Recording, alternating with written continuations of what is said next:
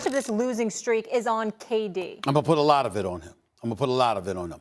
And it's a testament to his greatness that I'm putting it on him.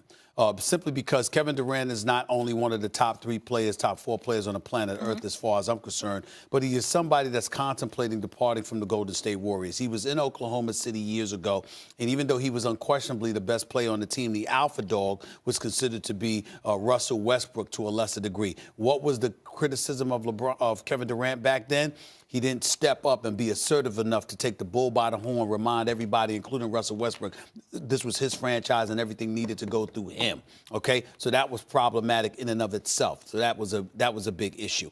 Then you go to Golden State. Well, clearly, that's Steph Curry's team, and they could not have won the championship without Kevin Durant. We recognize that, Kevin Durant, the player, all right? Does that seem to be satisfactory enough? We don't know because he's contemplating leaving, according to numerous sources. So now what do we find ourselves thinking about? We find ourselves looking at Kevin Durant, not just a player, but the leader.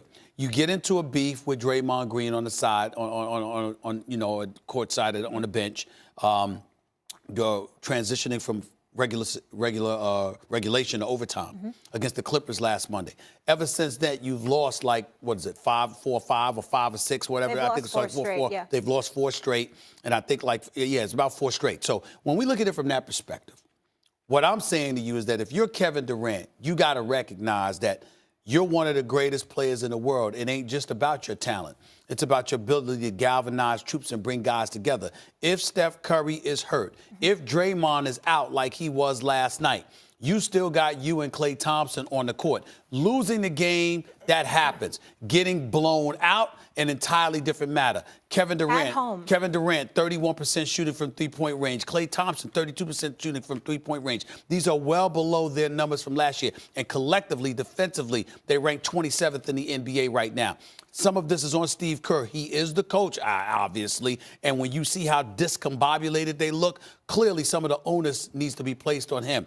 But Kevin Durant is one of the greatest players on the planet Earth. It ain't just about your numbers. You got to lead. I was on Zach Lowe's podcast last week or something like that. Last week. Yeah, and we were discussing Steph Curry, and he was making points about, I'm not sure that Kevin Durant is better than Steph Curry. My argument at the time was, and remains, in high leverage moments, and you see this across sports, why couldn't Peyton Manning succeed on the biggest stages the way he normally did? James Harden the way he normally did? A pitcher who doesn't have a 95-mile-an-hour plus fastball the way they normally do? They don't tend to play in the postseason. They don't have enough stuff, not enough athletic stuff on the highest level. And I've seen high leverage moments where Steph hasn't come through, partly because I feel he's not the biggest, strongest, fastest guy, right? It plays better in the regular season. So that's my argument. Ultimately, I take KD over Steph. The basket's way up in the air. He's 7 feet tall. Steph is closer to 6 feet tall. It's an advantage for KD. Now I'm going to make the argument. So we're talking about the regular season, and you're blaming KD. Why? It has nothing really to do with KD at this moment. This has to do with Steph Curry's absence, not just the leadership keeping it together. Draymond and KD wouldn't have gotten into the beef if Steph was bringing the ball up the floor. He makes the decision. He's trusted to make the decision. He's the glue. Actually, Draymond's the heart and soul.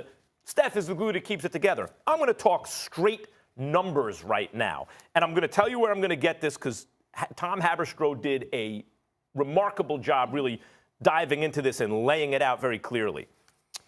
The thing about the way you look at numbers nowadays in the NBA, you look at points per 100 possessions, right? Like, what's the plus minus there? How much better are you than the opposition per 100 possessions?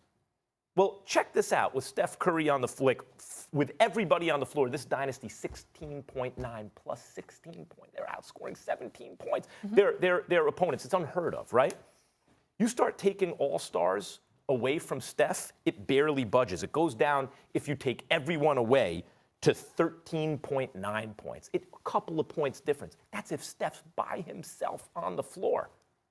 Think about that. You take KD away, it goes down a point. You take Klay away, it goes down another point, something like that.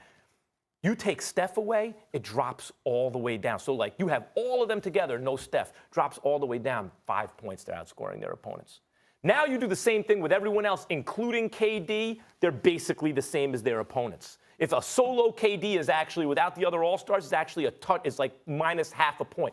The point is, anyone who doubts that this is 100% Steph Curry's absence, The numbers say the same thing your eyeballs tell you. Yeah, Steph is the engine that But makes shouldn't this they be team able to go. do it without that's Steph Curry? what I'm saying to you, Max. Here's why you're wrong.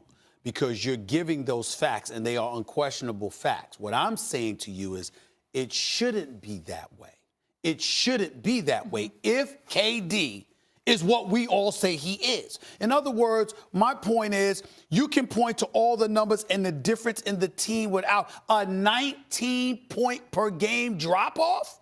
A 19-point per game drop-off with KD and Klay Thompson on the floor? That is a disgrace. But it predates KD's arrival. But I understand what I'm saying to you is that, yeah, because it predates KD's arrival was supposed to offset the kind of things that was happening before his arrival. The point is, if you look at the Golden State Warriors without Steph Curry, I'm not saying they should win with the same degree. I'm saying you shouldn't look that bad. And it's not just about Steph Curry. It's about the lack of chemistry and cohesiveness. It's about the dissension, which we have witnessed. It's about Steve Kerr's absence of control over this team to some degree. I'm not knocking Steve Kerr. He's fantastic. He's great. Don't get me wrong. I'm just talking about in the moment right now.